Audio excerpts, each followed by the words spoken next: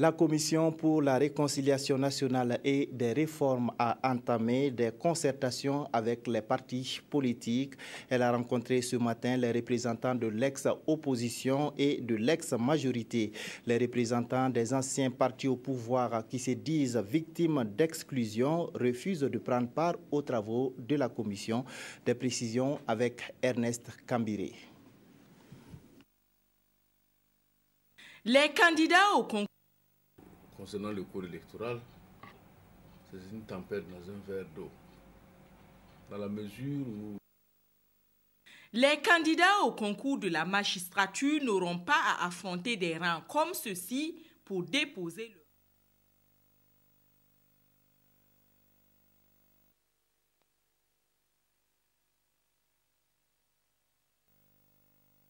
Conseil économique et social ce mercredi matin. C'est ici que le Bureau national de la Commission pour la réconciliation nationale et des réformes mène ses consultations tout azimut le temps de son mandat. Rencontres séparées à huis clos avec des représentants des partis de l'ex-opposition et de l'ex-majorité, de l'ex-front républicain, de leurs alliés que sont la Nouvelle Alliance du Faso, la NAFA, l'Union pour un Burkina Nouveau, l'UBN, pour dévoiler ses attributions et son programme de travail et déjà la MIL. La délégation de l'ex-majorité de ses alliés conduite par Juliette Bonkungu refuse de participer au processus et les raisons, les voici. Nous pensons que le discours ambiant, les actes et un certain nombre de choses tendent à nous exclure et vous comprenez que dans ces conditions, nous ne pourrons pas prendre part aux travaux de la commission de réconciliation puisqu'on nous a condamnés avant même de nous avoir entendus. La délégation de l'ex-opposition, tout en déplorant le retard accusé pour le démarrage de ces consultations, a quant à elle insisté sur l'application des textes, la vérité et la justice, toutes choses à même de ramener la paix et la quiétude au Burkina Faso. Nous avons insisté particulièrement sur les questions de cohésion nationale, sur les questions de justice, parce que la justice est ce que le peuple attend aussi le plus, et sur les questions éthiques qui devraient être relevées par cette commission à l'endroit de toutes les composantes de la société, également sur ce rapport que nous attendons le plus tôt possible. Tout en prenant acte des deux réactions totalement opposées, le président de la Commission pour la réconciliation nationale et des réformes dit mesurer le chemin qui reste à parcourir pour mener à bien la mission. Nous en prenons note, nous allons y réfléchir nous-mêmes et puis nous verrons, on va continuer une commission de réconciliation par du principe qu'il y a des difficultés et il faut trouver les moyens pour les aplanir. Établir un chronogramme et une feuille de route acceptée de tous et à même de conduire les Burkinabés vers une véritable réconciliation nationale et des réformes sans heurts, la Commission devra visiblement travailler d'arrache-pied dans les prochains jours à rapprocher les différentes positions afin de réussir sa mission. Voilà, et ces balbutiements dans la réalisation de votre journal sont dus à l'utilisation et à l'installation de nouveaux matériels techniques. Toutes nos excuses. Donc, la suite, les médiateurs de l'UEMOA cherchent également à concilier les points de vue. Ils ont rencontré hier à Ouagadougou les partis politiques, la société civile et les syndicats. Les échanges se sont surtout focalisés sur l'adoption du nouveau code électoral et visiblement la notion d'inclusion prônée par les médiateurs est diversement interprétée par les différentes parties. Amandine Lalsaga. Concernant le cours électoral, c'est une tempête dans un verre d'eau. Dans la mesure où, si nous faisons du droit comparé, nous allons voir que ce que le code a prévu est quelque chose qui a été vécu ailleurs dans le monde. Les peuples, dans leur histoire, à un moment donné, ont un devoir de mémoire. L'amnésie collective est dangereuse pour la conduite de la chose publique. Et si vous remarquez, dans presque toutes les situations insurrectionnelles, les situations de guerre, après, il y a des mesures qui sont prises pour que les uns et les autres comprennent que certains actes ne doivent pas être posés. Ici, je me demande pourquoi il y a un débat. Parce que la condition d'inéligibilité est posée de la même manière que toutes les autres formes d'inéligibilité. Celui qui veut être candidat à l'élection, il dépose sa candidature. Maintenant, c'est le juge qui va valider ou invalider sa candidature. Dans la mesure où ce sont les autres candidats à cette élection qui vont saisir le juge pour dire non, ce monsieur ne peut pas se présenter parce qu'il tombe sous le coup de telle disposition. Ça aurait été une exclusion, un arbitraire, si on avait listé le nom d'un certain nombre de personnes pour dire vous là, vous ne pouvez pas être candidat. Non. Il appartient, et c'est un devoir de mémoire, que l'on n'oublie pas ce qui a conduit aux événements des 30 et 31 et aux pertes en vie humaine. Oui ou non, y a-t-il eu faute politique? Oui, il y a une faute politique. Et s'il y a faute politique, la sanction est également politique. Et ça, c'est le droit constitutionnel. Au Burkina Faso, nous construisons un état de droit. Et dans un état de droit, il y a des procédures à respecter. Vous ne pouvez pas aller interpeller quelqu'un si vous n'avez pas quelque chose à lui reprocher. Et donc, c'est suite à des investigations, suite à des enquêtes, que un certain nombre de faits sont reprochés à ces personnes. Il n'y a pas de chasse aux sorcières. C'est en fait demander aux personnes de répondre de leurs actes. Voilà, vous l'avez rectifié vous-même, c'était plutôt donc la réaction du professeur Luc Marius Ibriga, professeur de droit constitutionnel sur l'adoption du nouveau code électoral. Selon lui, il faut donc aux fautes politiques des sanctions politique. On poursuit donc avec la rencontre donc entre les médiateurs de l'UEMOA et la classe politique, la société civile et les syndicats. Les échanges se sont surtout focalisés sur l'adoption du nouveau code électoral. Visiblement, la notion d'inclusion prônée par les médiateurs est diversement interprétée par les différentes parties. Amandine Lalsaga. La mission des médiateurs des pays membres de l'UEMOA, l'Union économique et monétaire ouest-africaine, a reçu tour à tour, ce mardi 21 avril 2015, le CCP, le cadre de concertation des partis politiques, l'ex-majorité et les organisations de la société civile. Principal sujet de discussion, le nouveau code électoral. Nous avons tous relevé qu'il s'agit plutôt de comportements, c'est-à-dire d'actes d'un certain nombre de citoyens qui sont visés. Autrement dit, il n'y a pas une exclusion d'aucun parti politique. Tout le monde pouvant concourir, en tout cas, à équidistance devant la légalité. Les médiateurs ont dit explicitement, nous pensons que les élections doivent être organisées avec la participation de tout le monde. C'est ce qu'ils ont dit. Ils nous ont dit avec la participation de tout le monde. Ils ont souhaité que les organisations de la société civile prennent des initiatives pour rapprocher les partis politiques qui sont dans une situation de crispation actuellement. Nous leur avons fait savoir que dans le contexte actuel de la conduite de la transition, il n'y a pas de parti politique qui dirige ce pays. Nous soustraire de ce groupe pour faire un autre travail serait non seulement trahir l'esprit de la transition et jouer autre rôle que ce groupe a toujours joué dans la concertation. Visiblement, ils ont été déçus. Auparavant, les médiateurs ont rencontré les organisations syndicales. Les échanges ont porté essentiellement sur leur plateforme revendicative soumise au gouvernement. Elle a dit finalement qu'elle a pris acte de ce que nous avons dit et qu'elle va certainement voir dans quelle mesure, avec toutes les synthèses qu'elle va faire pour remettre au président du Faso et qu'elle va nous rencontrer plus tard pour qu'on essaie encore de discuter et de trouver des solutions à tous ces problèmes. Des rencontres sont prévues avec d'autres composantes de la société burkinabé. L'objectif recherché dans cette période de transition est le renforcement de la paix et la réconciliation nationale.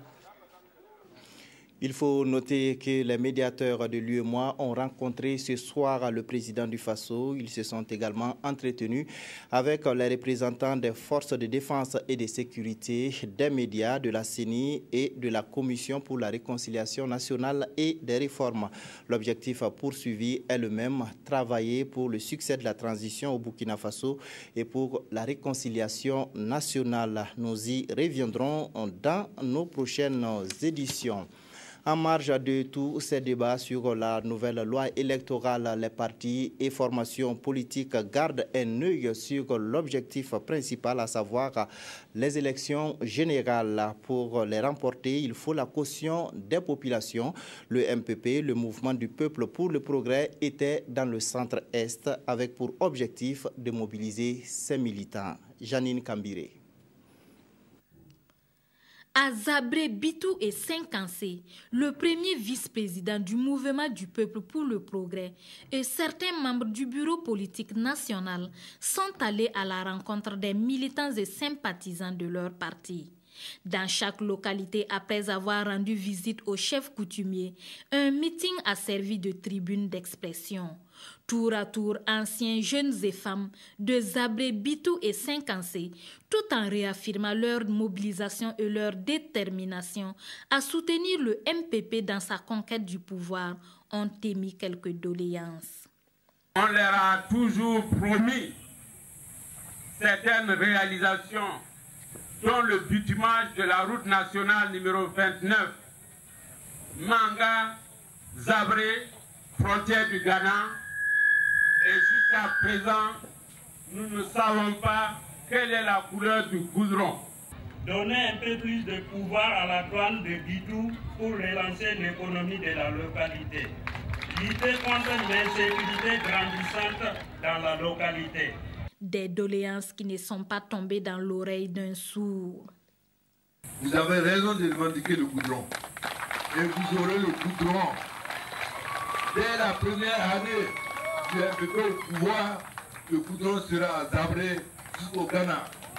Nous disons aux grands bandits qui écument la région de savoir qu'avec le MPP, soit ils déposent des armes, ils se rangent dans la société, ou nous allons les ranger au cimetière. Et pour que ces promesses deviennent réalité, Salif Diallo donne la clé devant ouvrir les portes à toutes ces réalisations. Je voudrais demander à la sous-section, aux comités de base, aux femmes, aux anciens, aux jeunes, de faire le porte-à-porte, maison par maison, pour que les gens s'enrôlent, pour que chacun ait sa carte d'électeur, pour qu'au soir du 11 octobre, le MPP triomphe avec le peuple. Pour terminer, il a invité les agents chargés de l'établissement des actes d'état civil à mettre tout en œuvre pour délivrer ces documents à tous ceux qui n'en possèdent pas et souhaitent s'inscrire sur les listes électorales. Une stèle sera érigée à Ouagadougou à la mémoire des victimes du vol AH-5017 d'Air Algérie. La pose de la première pierre a eu lieu ce matin en présence des parents des victimes, des autorités françaises et burkinabè. Une cérémonie d'hommage ponctuée de prières et de recueillement a aussi été organisée. Adama Koulibaly. C'est ici, dans cet espace de la cité Ando de Ouagadougou, que sera érigée une stèle à la mémoire des victimes du crash du vol AH-5017 d'Air Algérie, survenu le 24 juillet 2014 dans la région de Gao au Mali. Ils étaient présents ce matin, les parents des victimes, pour la pose de la première pierre de cette stèle qui va permettre de pérenniser la mémoire des 116 personnes de 17 nationalités disparues dans ce drame. Quand on perd quelqu'un, pour que le deuil puisse se faire, il faut pérenniser sa mémoire. C'est ce que nous venons de faire.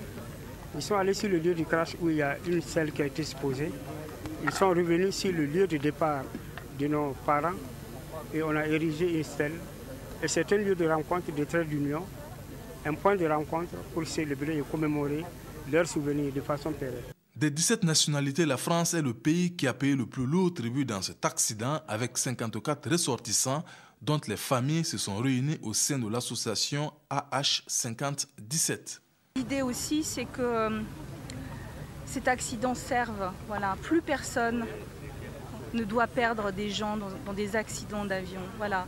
C'est tragique de vous dire que vous dites au revoir là, comme ça, là, de manière simple à vos proches, ils prennent l'avion et puis plus jamais vous ne les revoyez. Voilà. Donc là, il faut vraiment qu'on limite ces catastrophes aériennes. Il y en a eu trop ces derniers mois. Donc la stèle, c'est aussi un moyen de ne pas oublier tout ça. C'est à la fois, je l'ai dit, la stèle de la mémoire de cette tragédie pour les familles des victimes d'abord, mais j'ai dit c'est votre tragédie, c'est notre tragédie, parce que une tragédie, un drame de cette ampleur, ça impacte tout le monde. C'est la mémoire, mais c'est aussi la conscience. C'est ce que j'ai dit, la conscience qu'un accident de cette nature, un drame, ça n'est jamais acceptable. Après cette première pierre de la stèle, place à la cérémonie d'hommage. Des bougies allumées, déposées devant des fleurs représentant chacune une des 116 victimes. Le drapeau du pays de provenance hissé à leur honneur. Tous les noms seront égrenés un à un. Diallo Bakari, Diané Daouda, Chouri Katet. Puis une série de prières pour le repos de leur âme. Les responsables d'Algérie présents surtout pour témoigner une fois de plus leur compassion à l'endroit des différentes familles. 7 mois après le crash, les causes exactes ne seraient toujours pas connues. Ce que l'on a pu obtenir comme information, c'est un défaut au niveau du système d'antigivrage parce qu'il n'a pas été mis en fonctionnement au moment opportun. Et c'est ce qui a aussi expliqué que les moteurs se soient étouffés et cela a provoqué la perte d'altitude, la chute de l'avion. Comprendre ce qui s'est réellement passé est un moyen d'apaisement pour ces familles qui pensent comme le poète René Charles, avec ceux qui sont partis, on ne parle plus, mais le dialogue continue. Et puis hier, les familles des victimes du crash de l'avion d'Air Algérie se sont rendues sur les lieux du drame à Gossi, dans la région de Gao, au Mali. Elles se sont recueillies sur les lieux en y déposant des gerbes de fleurs.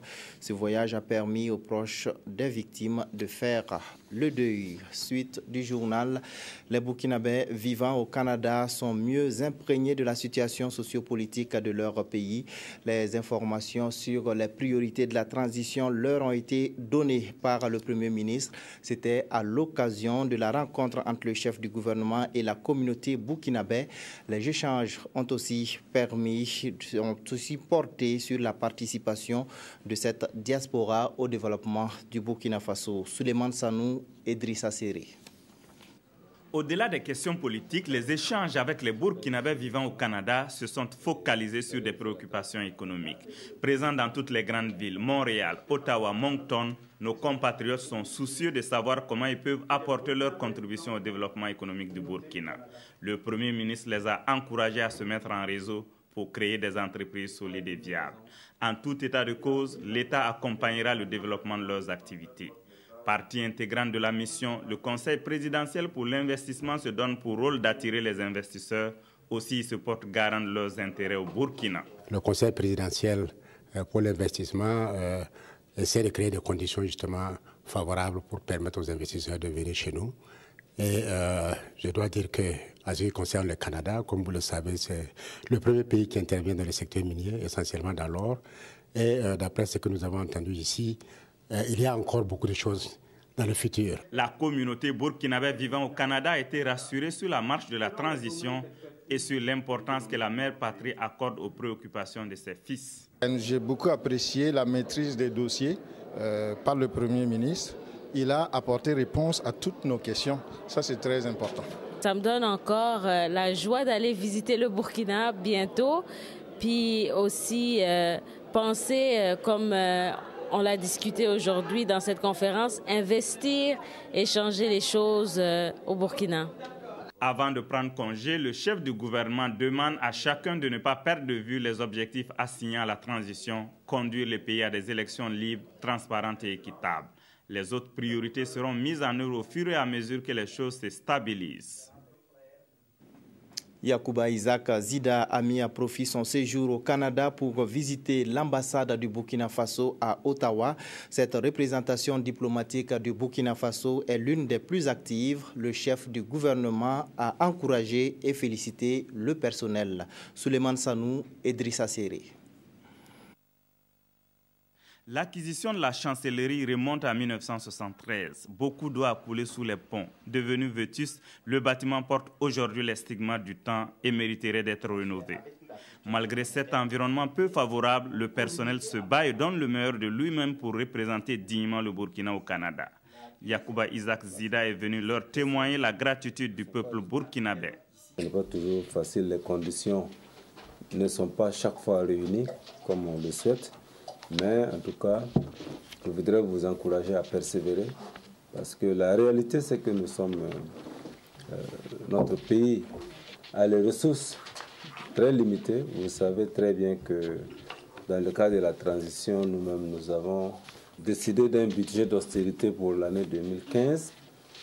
Donc, nous recentrons nos efforts sur l'essentiel.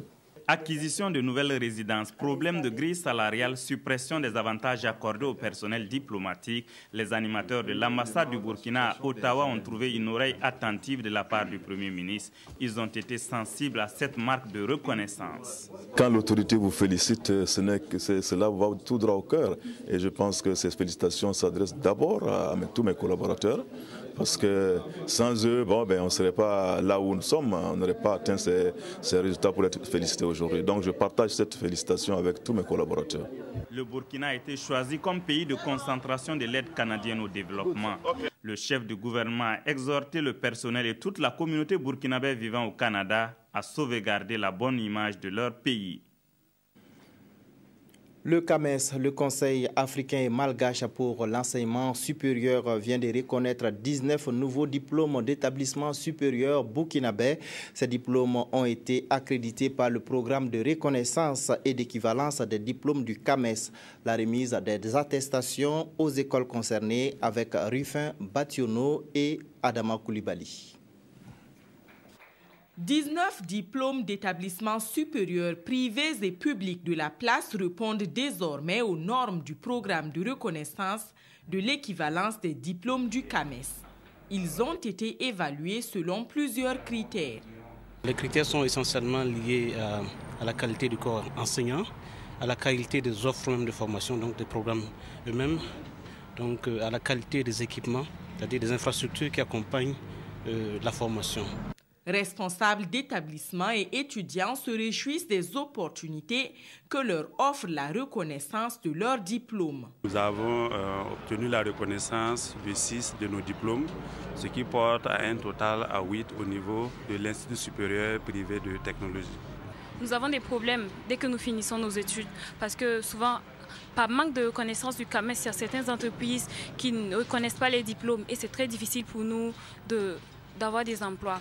Donc avec la reconnaissance du CAMES maintenant, désormais, ça sera mieux pour nous de nous présenter dans certaines entreprises. Le réseau international des établissements privés de l'enseignement supérieur de l'espace CAMES a saisi l'occasion pour se faire connaître. Le Burkina Faso assume la présidence et le secrétariat de ce réseau mis en place en octobre 2014 au Gabon. Un reportage de Rufin Bationo avec la voix de Viviane Tiendrebego. Les études et formations académiques et scolaires devraient se dérouler dans un climat serein. Cela n'est pourtant toujours pas le cas. Les pays de l'UEMOA, sous l'égide de l'UNESCO, sont à la recherche de nouvelles stratégies de prévention et de gestion des crises universitaires et scolaires. Olopoda. La violence en milieu scolaire et universitaire, comme relaté ici dans ce sketch, est un sujet d'actualité qui préoccupe toutes les sensibilités. La recrudescence constatée du phénomène appelle à des actions fortes. Acteurs de l'éducation, gouvernants et partenaires techniques et financiers multiplient les concertations pour arriver à bout de ce fléau dont les manifestations sont diverses et les causes multiformes. Elles sont physiques, elles sont morales et psychologiques. Et c'est les plus durs à traiter, les violences morales et psychologiques. Dans les établissements, les élèves se blessent, les élèves se frappent, les élèves séquestrent les professeurs, et ainsi de suite. Et ma foi, il y a eu même malheureusement en 2013, en janvier 2013, mort d'élèves, des suites justement de ces violences entre élèves. Le seul fait d'apprendre aux enfants à lire, à écrire et à compter ne suffit pas. Il faut leur enseigner le respect des autres pour une société juste, plus ouverte et harmonieuse. C'est la vision de tous ces hommes et femmes réunis ici à Ouagadougou. La vie sociale nécessite que les uns et les autres se fassent des concessions, soient plus tolérants et qu'il y ait plus de respect vis-à-vis des éducateurs, des enseignants, des professeurs et vis-à-vis de l'administration scolaire et universitaire. C'est ainsi que l'école pourra constituer un cadre de développement de la personne humaine, de développement du citoyen de demain qui doit être utile d'abord à lui-même, qui doit savoir que dans la vie, rien n'est acquis dans la facilité, il faut travailler. Les programmes d'éducation pour la paix mis en place par les différents pays de l'espace UEMOA vont être au cœur des échanges. La finalité est de proposer des mécanismes pertinents et durables permettant d'atténuer, voire d'éradiquer le fléau en vue de raviver la flamme de la tolérance, de la paix et du respect de la dignité humaine dans les milieux scolaires et universitaires. La vigilance doit être de mise, même si aucun cas de maladie à virus Ebola n'a été signalé au Burkina Faso. Des plans de riposte sont en préparation. La conférence scientifique qui se tient à cet effet à Ouagadougou est une initiative de l'Organisation internationale pour les migrants et de l'Institut supérieur de sécurité humaine. Draman Guéné. Première conférence scientifique sur la maladie à virus Ebola en Afrique. Elle se tient ici à Ouagadougou en dehors des zones touchées. Au cours de cette conférence, ces experts de plus de 10 nationalités vont réfléchir sur des plans de riposte efficaces contre Ebola et autres épidémies en Afrique. C'est de réunir des experts afin qu'ils échangent leurs expériences, qu'ils puissent présenter leurs bonnes pratiques avec pour objectif donc de capitaliser ces bonnes pratiques-là. Une fois cela fait, nous sommes convaincus que des épidémies de ce type seront mieux gérées.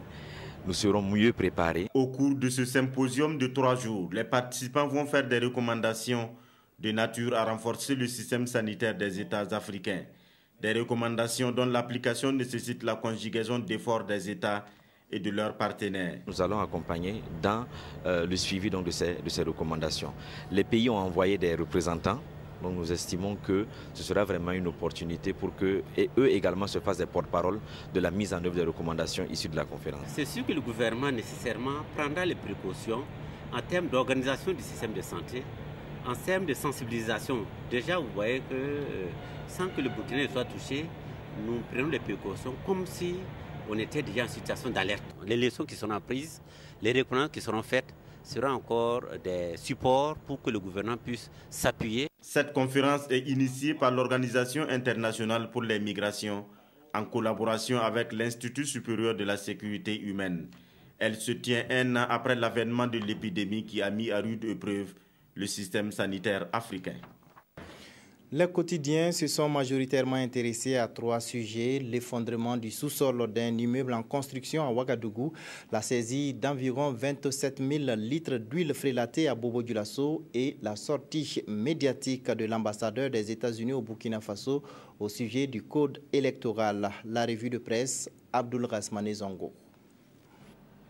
À peine l'actualité des canettes périmées plus ou moins estompée que le spectre des huiles frélatées refait surface. Mais où et comment a-t-on découvert ces huiles suicidaires? Le journal Le Pays répond. L'unité de fabrication de ces huiles de qualité douteuse interdites à la consommation se trouve au secteur 20 de Bobo-Dioulasso dans le quartier de la Tiabougou. Et c'est grâce à la collaboration de la population que les recherches de la gendarmerie ont permis de découvrir les lieux et de saisir cette importante quantité d'huile. Pour le quotidien citoyen, ces huiles frélatées ont pour nom la contrefaçon, une contrefaçon démasquée par les Pandores avec les détails suivants.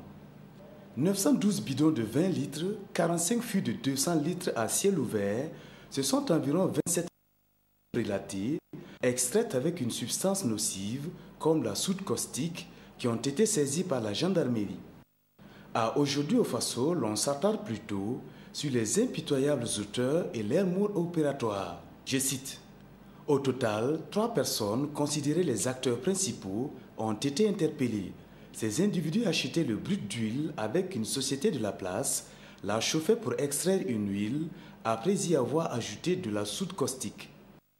Puis, la conditionnaient dans des bidons de 20 litres qu'ils stockaient dans des magasins et dans des domiciles et dispatchés à Bobo-Dioulasso et ses environs pour être vendus. Toujours selon le quotidien Aujourd'hui au Faso, notre confrère qualifie l'éboulement meurtrier de Koulouba, je cite, de nouveaux drames de construction à Ouagadougou, car le phénomène est récurrent.